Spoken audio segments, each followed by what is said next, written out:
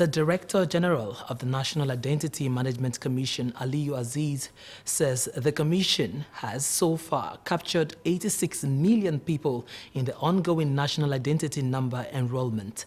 He disclosed this in Abuja at a press conference to mark the 4th National Identity Day celebration, which holds every September 16.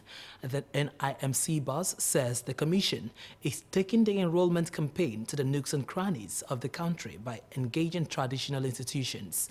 He also disclosed that modifications such as change of name, changes of date of birth, and others that are within the law should not take more than 48 hours to effect. He said those modifications that take more than 48 hours are modifications that are not within the law, though some are obvious error due to illiteracy. The People's Democratic Party has appointed Akwa Ibom State Governor Udom Emmanuel as the chairman of its Presidential Campaign Council, while Secretary of State Governor Aminu Tambuwal was named Director General of the party's National Campaign Management Committee. Both men will be leading a campaign aimed at getting the former ruling party back to power after 8 years and helping former Vice President Atiku Abubakar realize his ambition of becoming President of Nigeria. Governor Emmanuel, who is chairing the Presidential Campaign Council, will be supported by 2 other governors. The Presidential Campaign Council will comprise of 326 people, including the presidential candidate Atiku Abubakar, his running mate Governor Ifeanyi Okowa, the national chairman Iyorchia Ayu, and other officials. All members of the council are scheduled to be inaugurated on Wednesday, September 28, at the International Conference Center in Abuja. President Muhammadu Buhari has approved national honors and cash awards of 200 million naira for Team Nigeria contingents to the 2022 Commonwealth Games and the World Athletics Championships. Speaking at a presidential reception in honor of the athletes, the president said his government is committed to rewarding excellence. We have more details in this report. The president would describe the athletes as champions, worthy ambassadors, national heroes and heroines, heaped praises on them for proudly flying the Nigerian flag in 9 sporting activities. President Buhari told the athletes that their hour of sporting glory beamed the radar of the world on Nigeria, adding that their exploits have gone a long way in projecting the positive image of the country, reiterating the commitment of the administration in providing the enabling environment for youths to ascend to the pinnacle of their chosen careers. A big thank you for legging Nigeria's name in the record books of global sports. These positive achievements must reawaken us all to a greater commitment to developing our sports and supporting our athletes. With 35 medals, including 12 gold, 9 silver, and 14 bronze, our shining stars.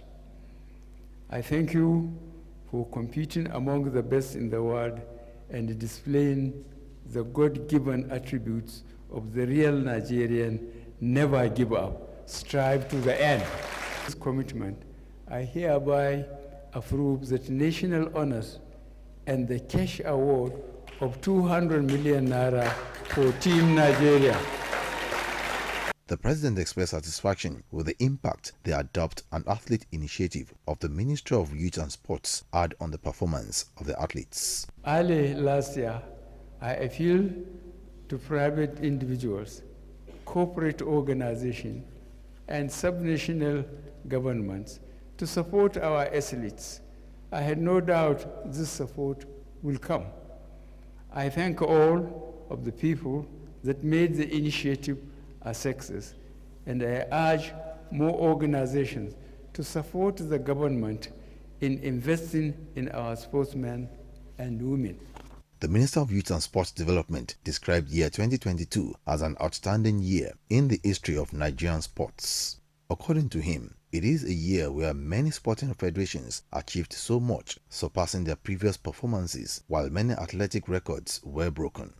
Meanwhile, private individuals and corporate organizations have been called upon to support government's investments in sports, which have been reclassified from being a recreational activity to being that of business in line with modern practices worldwide. Governor Babajide Sanwo-Olu has joined other All Progressives Congress chieftains to once again harp on the need for Nigerians to look beyond same-faith ticket and focus on making the project Nigeria greater. He was speaking alongside the vice presidential candidate of the APC, Kashim Shettima, who was guest speaker at the 96th annual lecture of Yoruba Tennis Club in Lagos. Adetola Kayode reports. Yoruba Tennis Club, one of Nigeria's oldest indigenous social club, is marking its 96th anniversary, 4 years short of its centennial celebrations. And there's no better time than now to have members and guests discuss Project Nigeria as the 2023 elections heats up. The guest speaker and vice presidential candidate of the All Progressives Congress, Kashim Shettima, says what Nigeria needs right now is national cohesion, and he believes the one man who can make it happen is his running mate and the APC presidential candidate, Bola Ahmed Tinubu. Therefore, Nigerians must look beyond religious and ethnic colorations.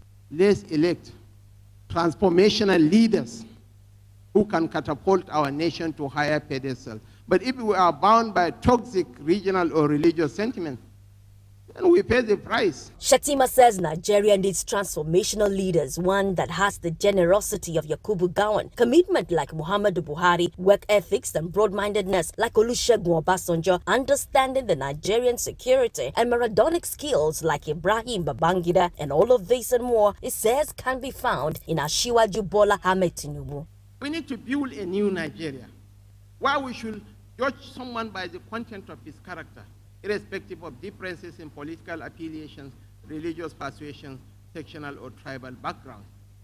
The problems that confront us doesn't discriminate. Insecurity, poverty, knows no Ibibio man or Hausa man. We need to move this nation forward. The country is at a crossroad. Let us elect a man who knows the road.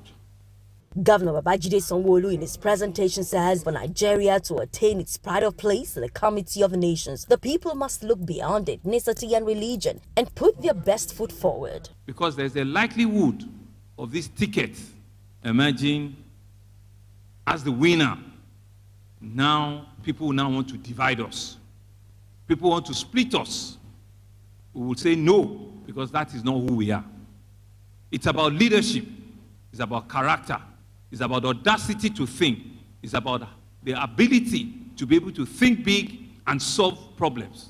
The 96th anniversary of the Yoruba Tennis Club, with the theme Social Club and the Search for National Cohesion, had people from all walks of life in attendance, including the Deputy Governor of Lagos State, Dr. Obafemi Hamzat. Adetola Kayode, LTV. The Lagos State government will continue to set and enforce the required standards of operations for public and private health facilities. Commissioner for Health, Akin Abayomi, who was speaking at the World Safety Day Hybrid Conference, says this will promote medical safety. Lagos Division Bureau Chief Oluwaseun Ayanbadejo reports. Recent study indicates that predominantly low to medium income nations record over 134 million cases of patient harm after receiving medical care. This results in about 2.6 million fatalities annually. This is why the Lagos State government is joining this universal intervention to prioritize patient safety.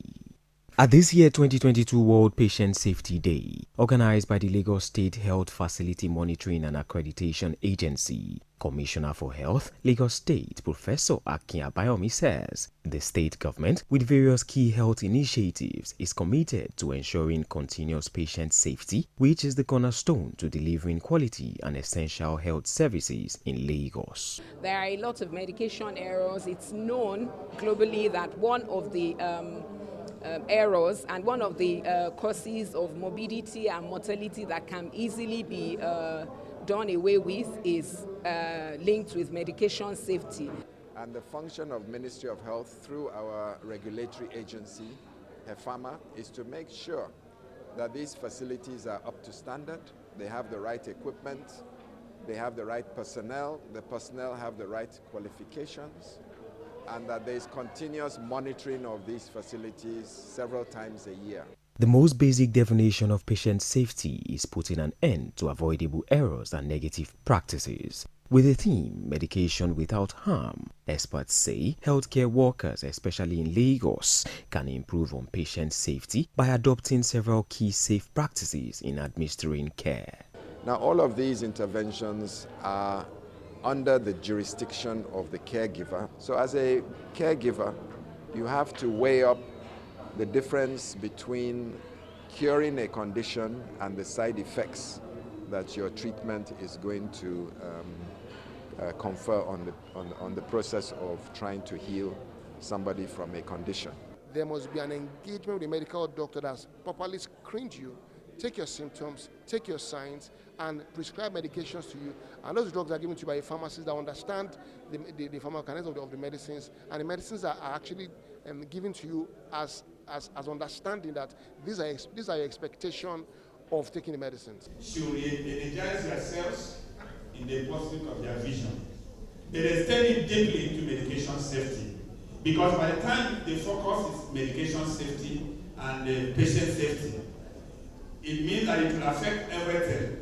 As Lagos joins the celebrations around the world, it is hoped that global solidarity and concerted actions like this can encourage government to come up with national guidelines and tools to improve medication safety in Nigeria. Oluwaseun Ainobadijo, Lagos Television News. And for more news, please do connect with Lagos Television on these social media platforms.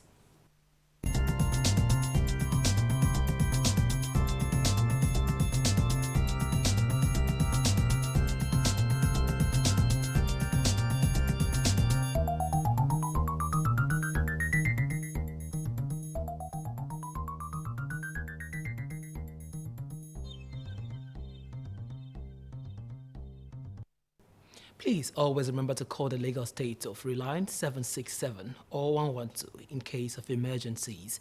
Many thanks for being with us. I am Kasmer Ozuribo.